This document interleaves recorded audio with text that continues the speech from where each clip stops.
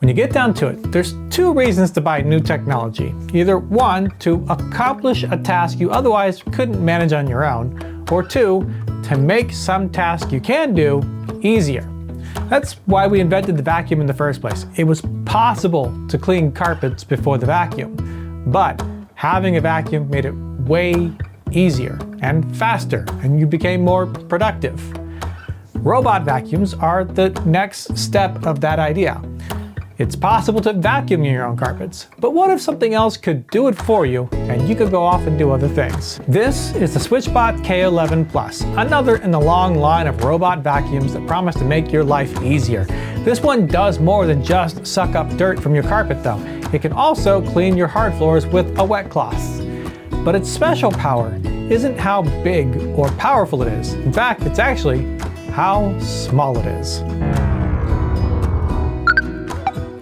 If you're not familiar with SwitchBot, they got their start by making an affordable little finger robot that pushed switches for you, hence SwitchBot.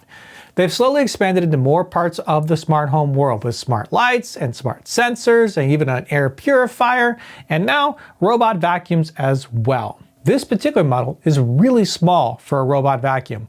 I have one of those Roombas that docks itself as well and sucks up all the dirt, and this will easily fit on top and you'll still see plenty of Roomba left over. And it's not just about how big around it is, it's fairly short as well, and affordable for that matter. This whole system right here is just $400. It used to be that the robot and the basic charging station alone would cost you at least that much, if not more, and not have some of the more advanced features found on this. Like a lot of new robots, it uses LiDAR to map your home, and it's really fast at that. In fact, because it has that LiDAR system, it's able to spot some of the walls it hasn't reached to yet, so it doesn't have to go bumping around every single place to figure out your home. You can then use the app to split off rooms, name them, and kind of basically show it how your house works. So that you can do things like say, only vacuum the living room, or only vacuum the bedroom, or never, ever vacuum this area here. And that's really important because this is, in fact, small. What I love about that is this means it can go places my Roomba cannot even dream of going. This can go under chairs and sofas that the Roomba constantly tries to get into and then ends up getting stuck, and I have to go digging them out.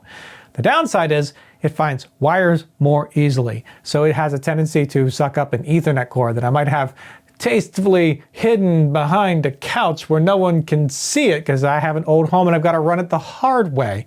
So I've had to kind of give it some areas it's not allowed to go, just to avoid going over wires. The dock itself is where it can then empty its dirt once it's finished its cleaning process. Goes all the way back, sucks it up, and it's kind of loud. While this unit is surprisingly quiet, this unit is so loud that you kind of think a jet engine is going off in your home. But this isn't just a vacuum. It's also a sort of mop. You know Swiffer, the little thing you can buy with the wet cloths you put on and then go ahead and mop up your home, and you don't have to get out a traditional mop bucket. This kind of has the same thing. Stored in the top of this lid is a little pad system. You grab one of the wet cloths, SwitchBot makes them so that they fit this thing exactly, but you could probably buy your own and just clip holes as you need, wrap it into place and attach it to the bottom, and this thing will immediately recognize this base is in place and go into mopping mode. Then just tell it to mop whatever room you want. Thankfully, again, in the app, you can set no mop zones so that it won't end up on your carpet. Eventually, you will, of course, change out the vacuum bag, just like a traditional vacuum. There's plenty of storage here. I've been using this for some time now, and I haven't even begun to fill that up. But that's in part because there's only so much room in the dust bucket itself, which is stored. My dustbin has been removed. Right there. And as you've just heard, this robot speaks. Dustbin reinstalled. It's actually useful information most of the time. I've lost my Roomba on occasion and not been able to figure out. I'm going back to charge now. Yeah. Nope. Don't do that. Recharging paused. Please put me back on the floor. It kind of reminds me of shaking around my Vector because it starts to complain Please put me back on the floor. if you do weird things to it. It has one of those rollers that supposedly won't get super tangled, and to some extent that's true. These rubberized rollers like this don't get hair all through here. They tend to get hair stuck in at the ends. You'll still need to clean that out. And it has a brush that spins around to try and get dirt out of corners because this is a round robot. Round robots can't get into corners because they're round. This brush is supposedly going to help with that problem, but I have found it doesn't always get the edges very well. Even still, it's a big improvement over my Roomba, a very expensive Roomba that I paid more than what this cost because of its size. This will get places no other robot vacuum can go. As far as the Swiffer capability goes, it's kind of what you expect. It is not spraying out water at all, and it is not scrubbing hard. So if you have something really sticky on the floor, it's probably not going to do anything about it. But if you just need a light cleaning, the kind of thing that's appropriate for a Swiffer, then this will probably do the job just fine. Overall, when it comes down to it, robot vacuums are supposed to kind of make life a little easier. They're supposed to accomplish a task for you when you don't have time or inclination, or even just keep things regularly clean. You can set up a schedule for this and have it take care of your carpets every day, if you trust it.